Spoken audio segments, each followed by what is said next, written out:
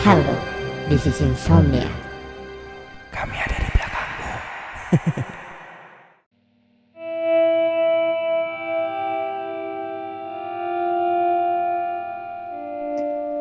Halo semuanya, kali ini ada cerita dari seorang laki-laki bernama Eka yang pernah mengalami kejadian seram saat melintasi terowongan Casablanca. Perkenalkan, gue Eka. Gue di sini pengen cerita kejadian yang gak pernah gue lupain pada tahun 2009 lalu. Pada Sabtu siang, gue pergi main ke rumah teman yang ada di daerah Kuningan. Gue berangkat dari rumah yang ada di Kampung Melayu. Jarak antar Kuningan dan Kampung Melayu tuh cukup dekat. Ya kira-kira cuma 25 menitan. Gue berangkat menggunakan motor. Saat dalam perjalanan menuju ke sana, kendaraan lumayan ramai, tapi nggak sepadat hari kerja. Sampai kemudian gue melewati terowongan Casablanca. Terowongan yang kata orang terkenal dengan mistisnya. Apalagi di tahun 2008 lalu sempat heboh karena ada film horor tentang terowongan ini. Namun, gue sebenarnya gak terlalu percaya dengan hal-hal mistis. Buktinya, gue sering lewatin terowongan ini dan gak berasa apa-apaan. Bagi gue, itu cuma terowongan pendek biasa aja. Akhirnya gue pun sampai di rumah teman gue yang bernama Andi. Gue emang sering main sama dia, lantaran gue sering main PS di rumahnya. Oh iya, jadi Andi adalah teman SMA gue. Sehabis lulus, kesibukan gue sekarang kerja di toko bangunan. Hari ini gue minta izin ke bos untuk gak masuk. Ya untungnya gue dapat bos yang baik. Sedangkan Andi lanjut kuliah. Gue gak lanjut kuliah lantaran keadaan ekonomi yang menuntut gue harus bekerja. Gue kemudian masuk ke dalam rumah Andi dan langsung menuju ke kamarnya. Di sana kita berdua asik main PS. Gue juga sampai numpang makan di rumahnya. Ya kalau dipikir-pikir, rumah Andi udah dianggap sebagai base camp kami. Dan Andi gak mempermasalahkan hal itu. Sampai akhirnya gak terasa udah jam 8 malam. Gue masih di rumah Andi. Lo udah nonton film horor terowongan yang rame itu belum kak? Tanya Andi. Belum, gue gak tertarik. Gue mau pulang ya Di, tapi gue ngantuk banget, ucap gue sambil menguap. Entah kenapa rasanya mata berat sekali sehabis main PS seharian. Andi kemudian menyuruh gue untuk tidur sebentar di kasurnya. Gue kemudian bilang untuk dibangunkan jam 10 malam, lantaran gue mau pulang jam segitu. Gue pun tertidur, namun saat gue membuka mata, ternyata waktu sudah menunjukkan jam 12 malam. Di situ gue langsung bangun dan buru-buru untuk bersiap pulang.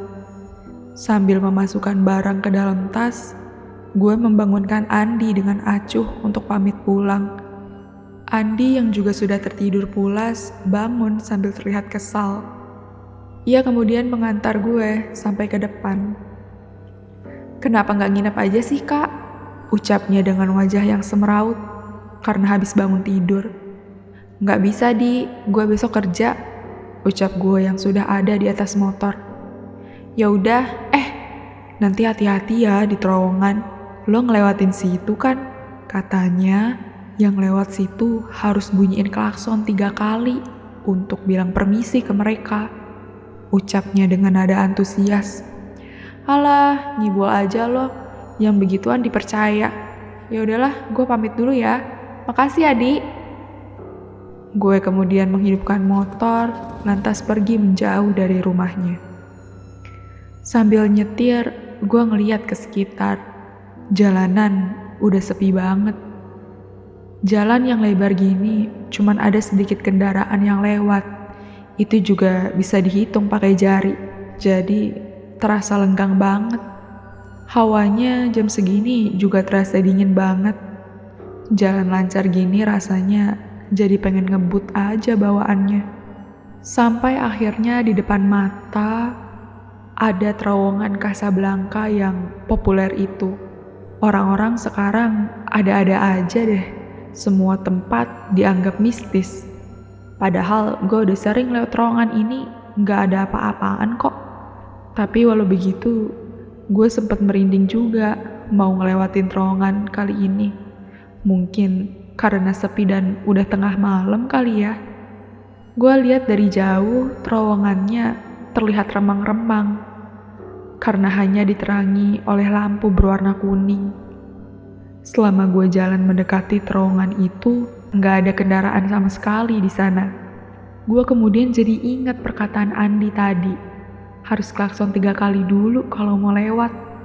Entah kenapa, sebelum mau masuk ke dalam terowongan itu, pikiran gue udah kacau dengan klakson 3 kali itu. Gue gak mau klakson karena gak percaya sama hal begituan. Tapi kenapa ya sebagian diri gue yang lain nyuruh gue buat bunyiin klakson. Sampai kemudian saat gue mau masuk ke dalam terowongan, ada pengendara motor di sebelah kanan yang mendahului gue. Dia masuk ke dalam terowongan dengan cepat dan tanpa membunyikan klakson. Tuh, si abang itu aja gak bunyiin klakson, pikir gue. Dari situ, gue pun langsung menambah kecepatan motor sambil fokus menyetir. Tanpa membunyikan klakson 3 kali, gue masuk ke dalam terowongan itu. Namun tiba-tiba, di depan motor, ada seorang nenek-nenek yang nyebrang begitu saja. Gue sontak langsung membanting setir ke kiri untuk menghindari nenek itu. Kejadian itu sangat cepat, sampai nyaris menabrak tembok beton terowongan. Gue benar-benar kaget. Astaga, ada apaan tadi? Gue pun langsung melihat ke belakang untuk memastikan nenek tadi. Tapi ternyata tidak ada siapa-siapa di sana. Terowongan ini benar-benar kosong. Jantung gue berdegup cepat. Padahal tadi jelas ada nenek-nenek yang nyebrang. Gue kemudian langsung kembali menghidupkan motor. Tapi sialnya, motor gue gak bisa hidup. Gue pun turun dari motor dan coba dihidupkan dengan cara disela. Sembari berusaha disela, di seberang gue, tepatnya di arah jalur yang berlawanan, gue ngeliat ada sosok yang memakai jubah putih. Jubah itu menjuntai menutupi kedua kakinya. Kepalanya tidak terlihat jelas. Dari jauh, sosok itu hanya terlihat seperti baju putih yang melayang. Gue pun makin terasa panik. Gue langsung alihkan wajah gue sembari cepat-cepat hidupkan motor. Dan saat gue lihat ke seberang lagi, sosok itu semakin mendekat. Ia sudah berdiri di tengah-tengah trotoar pembatas. Kali ini wajahnya terlihat sangat jelas. Wajahnya pucat, rambutnya juga putih. Sampai akhirnya motor gue pun kembali menyala. Gue langsung naik dan buru-buru keluar dari terowongan itu. Ya Tuhan, ternyata tentang adanya hantu di terowongan Casablanca itu benar-benar nyata. Gila lo ya Mat, temen sendiri dijadiin cerita kayak gini. Mana empati lo? Ucap Andi yang begitu emosi, sembari merobekkan kertas yang barusan dibacanya. Yaudah dong, gak usah dirobek juga cerita gue, Di. Lagian lo juga masih aja berduka terus. Ini tuh udah 1 tahun, move on dong. Gue bikin cerita gini juga buat dia, supaya jadi pembelajaran buat orang-orang, biar gak sombong sama penunggu gitu. Ya mana tahu dari cerita yang gue bikin ini jadi banyak dilirik sama orang-orang, ucap Rahmat sambil tersenyum. Andi yang sangat geram pergi menjauh meninggalkan Rahmat tanpa berbicara apa-apa. Ia langsung keluar dari kafe sehabis pertemuannya dengan Rahmat. Ia lantas pergi menggunakan motor ke TPU Menteng Pulo. Sesampainya di sana, Andi langsung pergi ke satu kuburan yang masih terlihat bagus. Masih ada bunga yang terletak di batu nisannya. Di situ tertulis Eka Sudirman, wafat tahun 2009. Andi kemudian berjongkok. Ia mendekatkan dirinya ke kuburan itu. Tak terasa, air mata mengalir di pipinya. Ia menangis kejer sampai wajahnya memerah. Sudah 1 tahun lamanya Eka pergi meninggalkan Andi. Eka meninggal karena kecelakaan tunggal di terowongan Casablanca pukul 1 malam sehabis pulang bermain dari rumah Andi. Motornya hancur karena menabrak tembok terowongan. Polisi mengungkapkan kalau penyebab Eka kecelakaan karena ngantuk saat menyetir. Andi tak henti-hentinya meminta maaf di atas kuburannya. Ia sebenarnya yakin, padahal saat Eka pulang, Eka sama sekali tidak terlihat ngantuk. Ia jadi merasa bersalah karena perkataan yang menakut-nakutinya sebelum pulang. Sudah 1 tahun berlalu, tapi Andi masih berduka sama sahabat terbaiknya itu. Kecelakaan Eka pun juga sempat menjadi populer di kalangan masyarakat. Karena masyarakat mengira bahwa memang terowongan Casablanca itu seakan mencari mangsa untuk korban selanjutnya. Gimana penonton untuk konten kali ini? Menurut kalian cerita ini nyata atau tidak? Jangan lupa tulis cerita horor kalian di kolom komentar.